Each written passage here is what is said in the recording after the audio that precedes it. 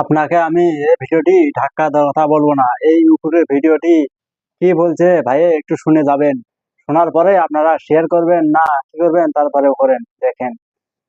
এই কিশোর যার বয়স 16 বছর তার মাথায় পোকা কিলবিল করতেছে। কি একটা পরিস্থিতি! আপনারা যদি সরাসরি এই বিষয়টা দেখেন, সত্যি আপনারা দেখতে পারবেন কিনা, তাকায় থাকতে পারবেন কিনা আমার জানা নাই।